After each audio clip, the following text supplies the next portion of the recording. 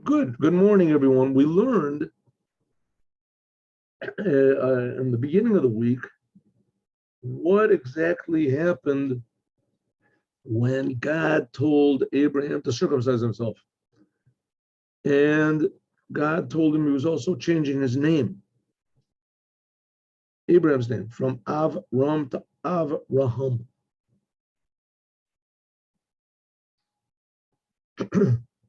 And basically what we said, and we can go over this a little bit, we'll go over it a little bit, the last part at least. But also we can't minimize the importance of the fact that God told Sora that he was changing her name also. Now, a lot of people ask, how is it that Sora became Jewish? I mean, Abraham became Jewish, he made a circumcision. Now, what did Sora do? So the answer is that Sora, because she was Abraham's wife, it was as though she was part of Abraham. It's like they're one body. So when Abraham circumcised himself, so she automatically also became a Jew. And that's also even now, if a woman wants to convert, so all she has to do is just go to the mikveh and accept on herself all the commandments. There has to be also a judicial court. They stand outside, and when she's in the mikveh, there's a lady that's helping her. They call, and the rabbis look in just to see that she's totally under the water. She's got her back turned to the door, and they just look in to see that she's under the water. But she doesn't have to do anything similar to a circumcision. But the change is no less. The woman now, for instance, she becomes a convert. She changes from a non-Jew to a Jew. Essentially, there's a famous statement by the Shilah, Shnei Luchot Brit. He was Rabbi Yeshaya Horowitz. He wrote this amazing book. He also wrote a commentary on the Siddur. And the first Rebbe of Chabad was influenced very heavily by him. He lived before the first Rebbe of Chabad, 100 years or so. And he wrote that a convert really always was a Jew in soul. His soul was always the soul of a Jew, but his body was not. And he just had to make a small change on his body.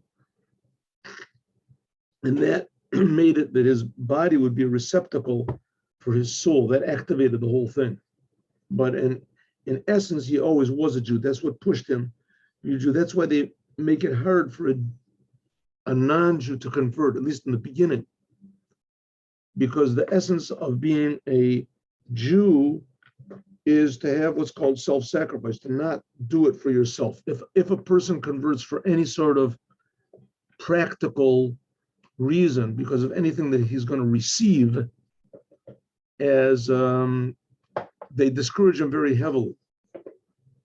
That's why there's a big question about all these conversions that are done in Israel in order for a person to be a basketball player or to etc. All right, there's all sorts of exceptions to this rule.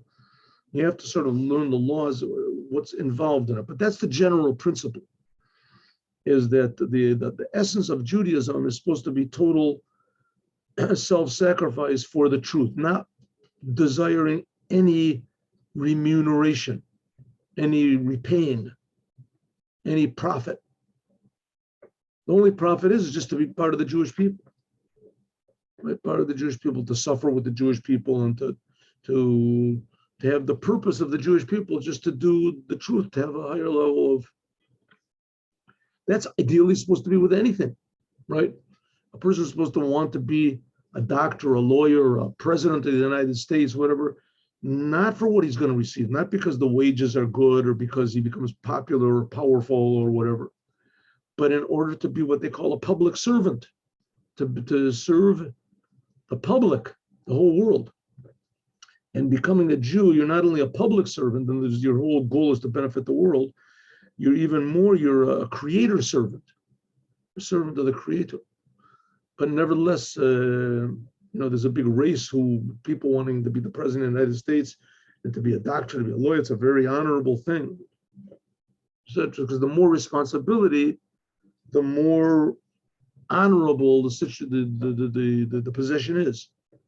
So here Sora was elevated, Abraham and Avram and Sora, they were elevated to this very high level, which in the end comes out to be the lowest of all, to be the servant of in the end of all mankind.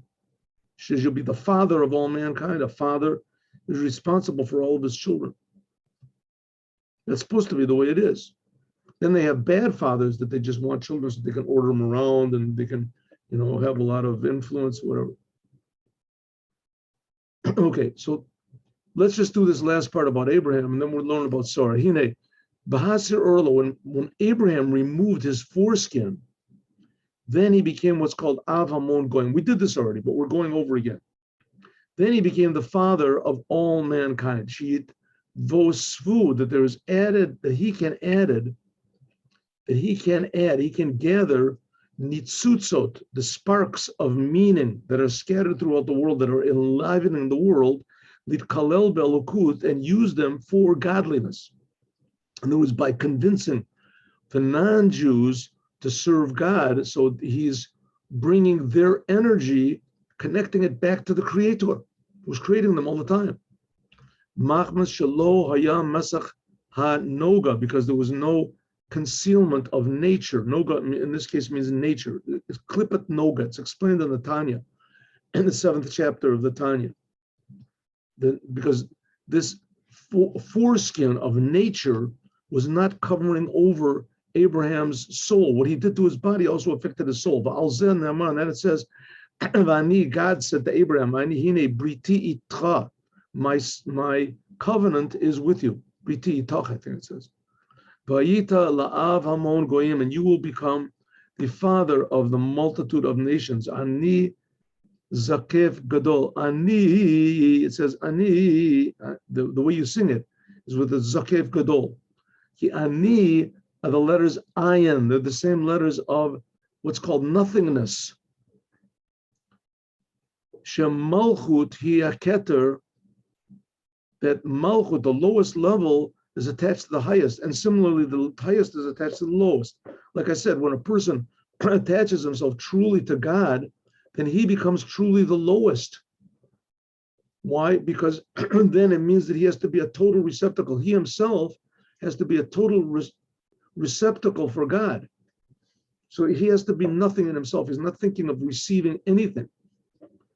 And then he becomes a receptacle for God. They say that the ideal example of this is the Moshiach. And King David, of course, was the forerunner of Moshiach. Moshiach ben David is called. Because King David, he was the king of Israel. He was the lowest person of all in Israel. He represented the lowest aspect of God, which is called God's malchut, his kingship. It's the lowest of the 10 spirot. But this lowest aspect is attached to the highest aspect of God. The highest aspect of God is just pure truth. That's why it says, Ani, it's a zakef gadol. Zakef means he's elevated, gadol, high. Hainu kishehi mitalit lamaila. Abraham was elevated very, very high by means of the circumcision. That gave him the power to come down very, very low. And the fact that he came down very low, that elevated him even higher. By doing what God wants in the world, that elevated him even higher. So the whole essence is he was totally surrendered to God. What happens when a person is surrendered to God? He just sort of disappears. Exactly the opposite. Then he functions properly. A heart, a lungs, liver, all the organs, when they don't feel themselves, when you don't feel them, right, then it's a sign that they're working good. If a person feels his heart, there's something wrong. You feel your lungs, right? There's the person, you got to go to the doctor. Person feels his liver, right? It's not normal. When things are working properly is when they don't think about themselves, they do what God tells them to do.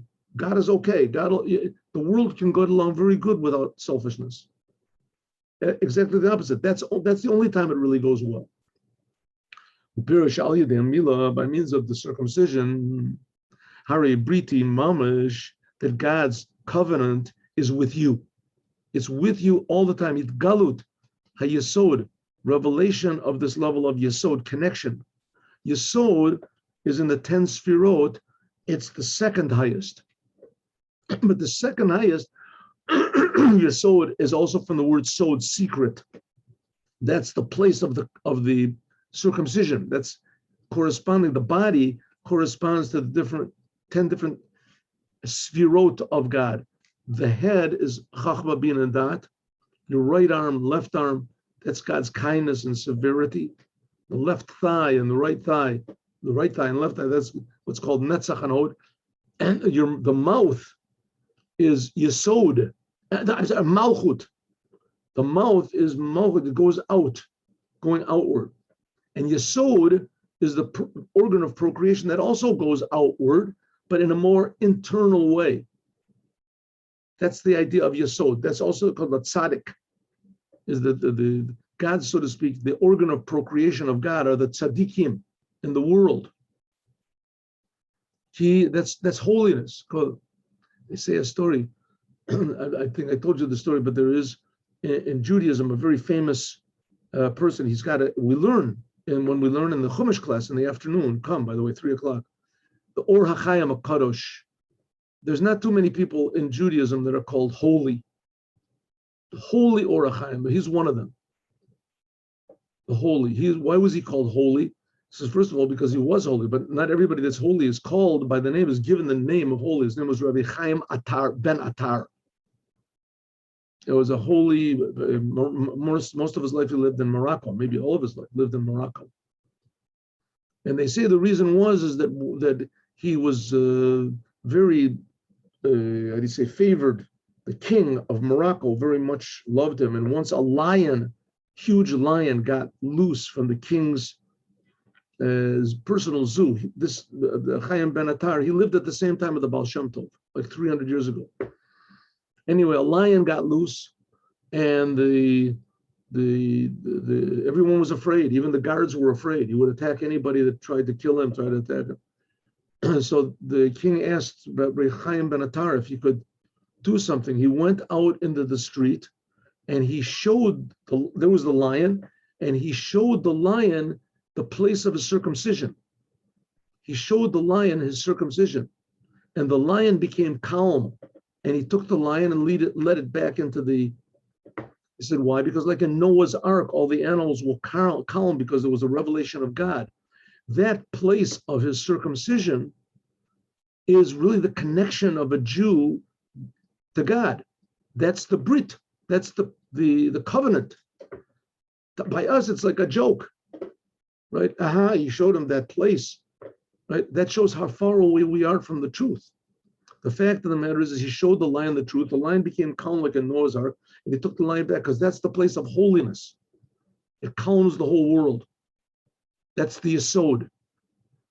And when Abraham removed it, call a parsa. Remember, we learned the thing about all these veils and the concealments and separations between one world and the next, and the world below it.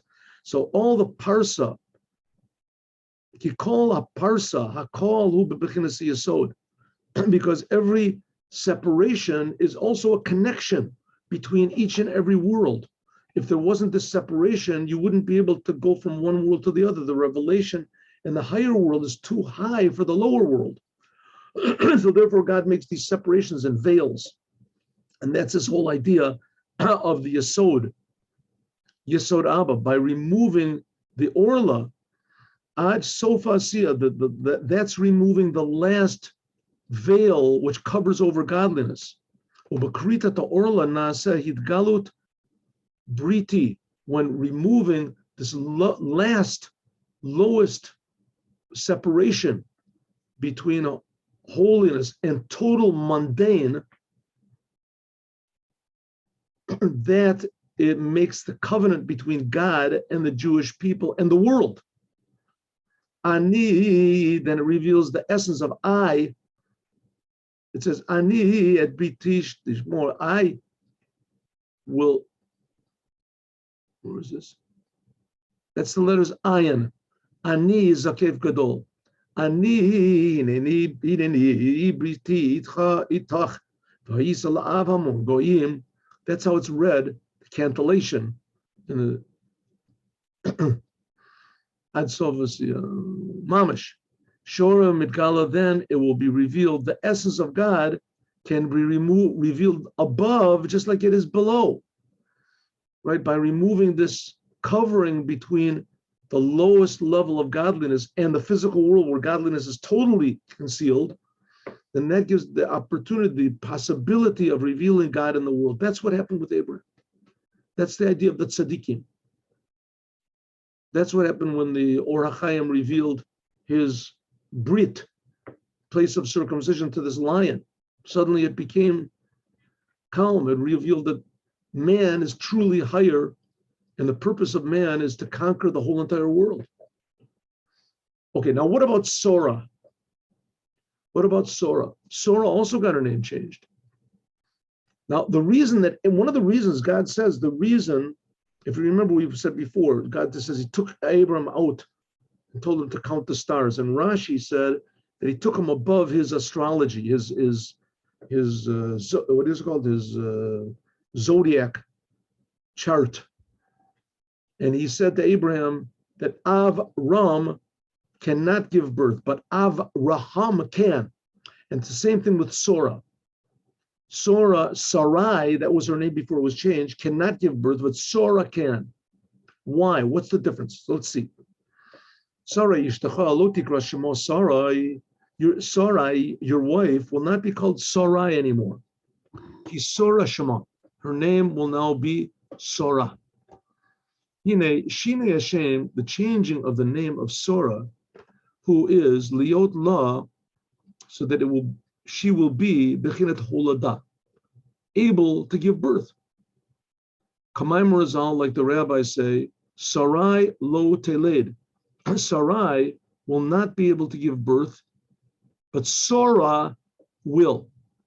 Right? I'm changing your whole astrological chart over here. And now you're going to be a different person, changing your name. In Cain, if so, it's sort of Lavan, you have to understand, why did God change it, take away the Yud and put the Hey there? Now with Abraham, he didn't change anything in his name. He just added something. His name was Avraham. His name was Avram. And God just put in a Hey there. Put a Hey right before the last letter. Instead of Avram, he put a Hey between the Resh and the Mem. Avraham. But Sarai not. God took away the Yud. He took away the Yud and he replaced it with a Hey. Tzorach Lahavin, we have to understand, Halo Malata Yud, the letter Yud is more powerful than the letter Hey. What does that mean? God has a lot of names. The main name of God is the 4-letter name, and it starts off with the letter Yud, and it ends with the letter Hey. Now, usually the beginning letters are stronger than the last letters. Remember, we learned yesterday about Mi Yaleh Lanu Hashamayma. The first letters were Mila, circumcision, Mila, and the last letters were God's name, that the Bris Mila is higher than the name of God. So it says, okay, there's 2 names of God. There's the upper name of God and the lower name of God, which we say in the 13 attributes of mercy, before we say the 13 attributes of mercy. But whatever name of God it is, whether it's the higher name of Yud Kei Vav Kei, the lower name of Yud Kei, Yud is always higher. The letter Yud is a higher and more powerful letter. It shows a higher and more powerful aspect of God than the letter Hey. The reason that God has this name, Yud Kei Vav Kei, is because it's demonstrating what's called the 10 Sfirot of God. That's one way of looking at it. God's name is God's, what do you think, is personality. It shows on his personality. And that shows on that Yud is the fact that God has what's called Chachma, this power of life. Then there's the second Hey. Then there's the Vav. That shows on how God can come down like a Vav and come down. That's God's emotions. Then there's the last Hey. The last Hey of God's name, that shows how God can come action. But that's the lowest aspect of God. The highest aspect is the Yud, this God's power of life. And the lowest is God's power of action, just like in a human being, right? Wisdom is much higher than the power of action. Even animals have the power of action. An animal can knock things around. Beavers build whatever is it? What are they called? Homes and Ki, a yud is chachma. Hey is bina. Like we said, the note it's known that the main giving birth comes from the level of chachma. Lefia chachma b'chinas ayin. Like we said before, the chachma mi'ayin timsa. The whole idea of chachma is producing something from nothing. Something from nothing. That's coming from below, from above to below. Chachma is the revelation of something. That's the letter Yud is the smallest of the letters. It's like a baby. It's very small. It comes out from nothing, so to speak. So if so, she should have left the name Yud. The name Yud, that's the power of birth. Masha'en came Bina, which is not the case. The second letter of God's name, the letter Hey, that's called Yesh. It's called something. How much more so the second Hey, right? There's two Heys, Yud, and then there's Hey, and then there's Vav, and then there's Hey. So the Hey that was added onto Sarai, that was exchanged for the letter Yud, that's letter Hey. It could be the last Hey, the second Hey. In any case, the letter Hey shows on a lower aspect of God, a lower a dimension of God's creative power than the Yud. Yud is the power of giving birth. If so, how could you do the opposite? How could you want Sora to give birth, you should have strengthened, put another Yud there or something. Sorai. Why take away the Yud? In order to give birth, why was it taken away the Yud? And instead put there the letter Hey in its place. Yud is the power of something coming from nothing. And the letter Hey is just expansion or action. Now, Inyan is like this. Avram and Sora, they are the levels of Chachma Iloah and Chachma Tatoah. Okay, this is a little bit Kabbalistic over here, but we can get through it. You have to remember that God creates the world, right? God creates the world. And God also, when we say He creates the world, He creates also all the upper worlds, all the spiritual levels. He creates everything. Okay, now Abraham and Sora, they're there to make a new world. Eventually, that's what it says. In Moshiach, it'll be a new heavens and a new earth. Shemaim chadashim ve'eretz chadasha. It'll be a new heavens and a new earth. Now, of course, it's not going to be it's not going to be that the sun is going to start spinning around backwards or something like that, or it's going to turn green or something. The same thing that says a new Torah. What it means is the godliness will be revealed in the Torah and in the commandments. And that's what in the Torah and also in the world. And that was begun by Abraham. So Abraham is what's called the upper chachma, upper life force. And Sarah is called, why do I call chachma life force? Because life is above understanding. Chachma is above understanding. So Abraham is the upper life force, and Sora is the lower life force. Together they had to work together. Sheshorish Avram, the source of Avram, comes from the level of chachma, of atzilut. Abraham comes from the highest level. That's why we said before that Avram was called Avram. Av is chachma, Ram very high. And when God changed his name, He didn't stop Abraham from being Avram, from being high. He left him there, but He also added the letter Hey so that high level could come down.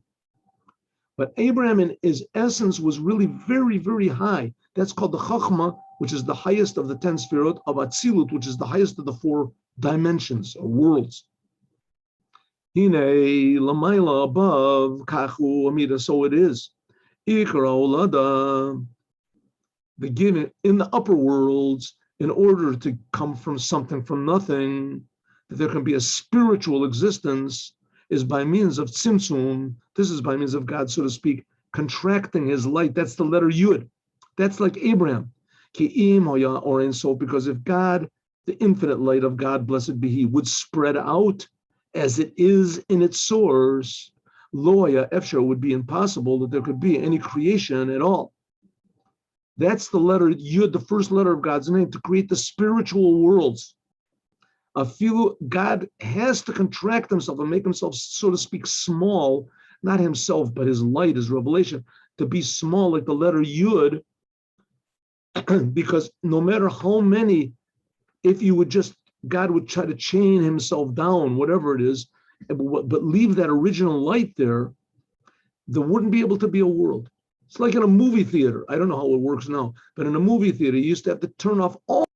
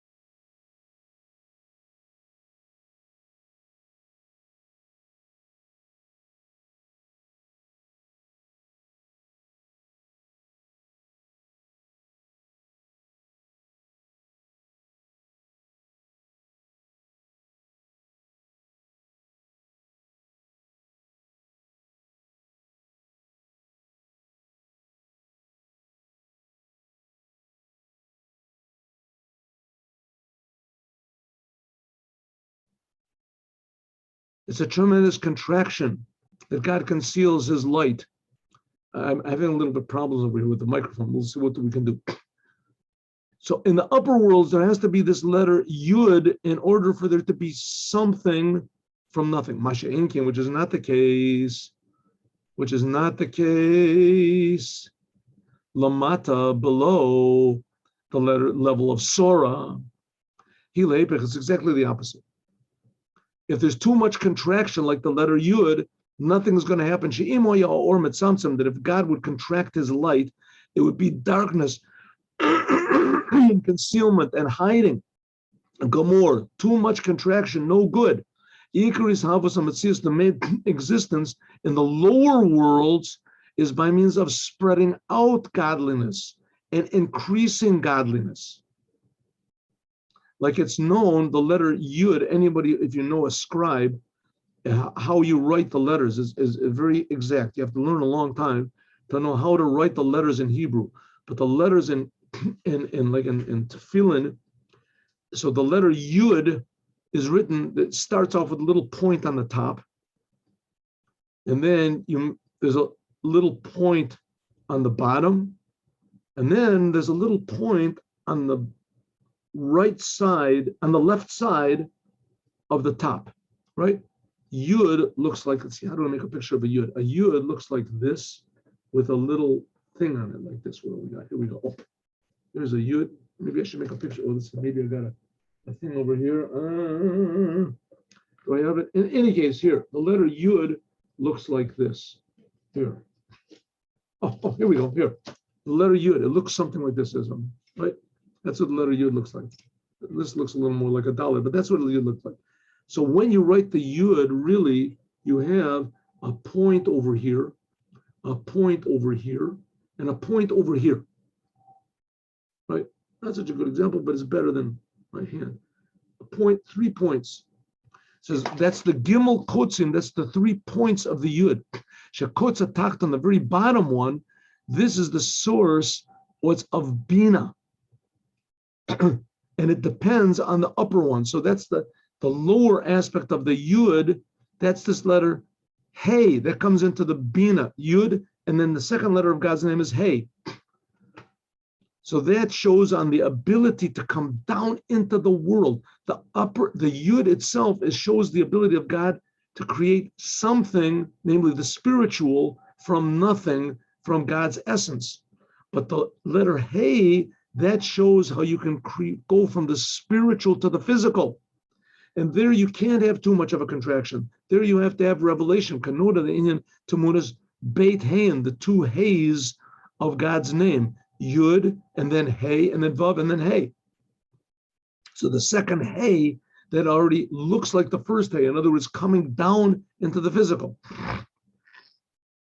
It's a different type of coming down than the coming down from nothingness into the first Yud. So that which we said the Yud is the power of creation, and that's only talking about creating from pure godliness to the spiritual worlds. But Sora wanted to come from the spiritual into the physical. That's a different type of a creation. And that's not represented by the letter Yud. In fact, the letter Yud would just make more contraction, more concealment. And it also be Avram, that which Abraham. So you're saying that the main thing of Abraham was the letter Yud. Why did Abraham get a letter Hey to Avram? It says Avram, Eino Molid. Avram could not give birth, but Avraham, as Avraham is the letter of the upper wisdom. Hainu Kamosha Maforsh, like it says in the Torah, Av Hamon Goyim, Al Derech Bechinat HaNefesh Aser Ba'asu B'Charon. Like it says, the souls that Abraham made in Haran, that he convinced people.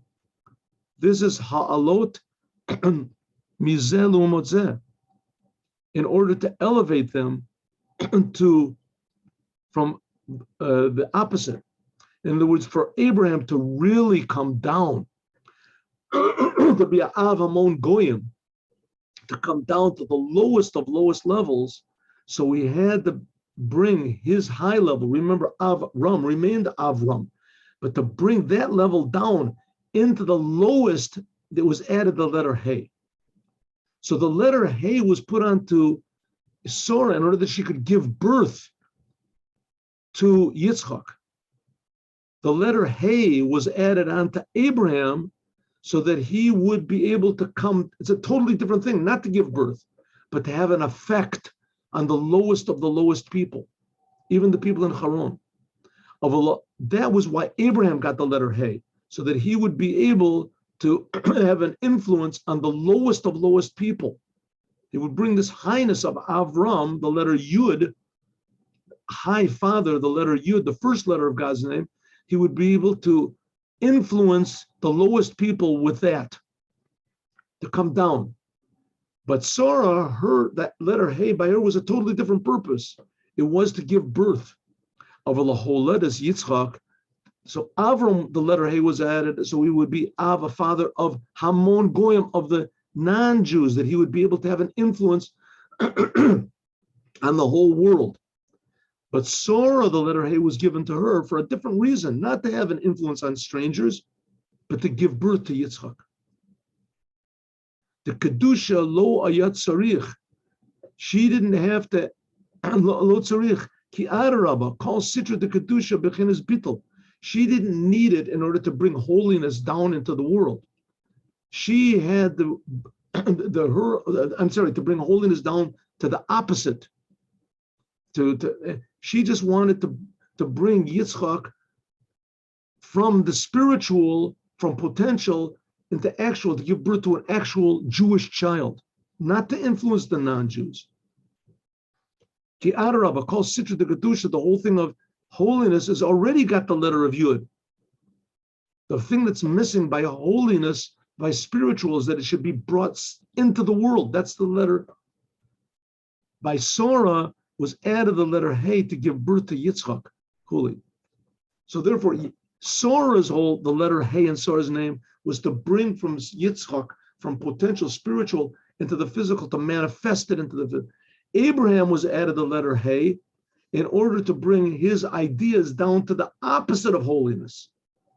Not to manifest the holiness from spiritual to physical, but to have an effect, some sort of an effect on the opposite of holiness. Therefore, Abraham was added the letter Hey, and therefore Sora was also added the letter Hey in order to bring from the spiritual to the physical. Okay, now let us go to learn Devar Malchut.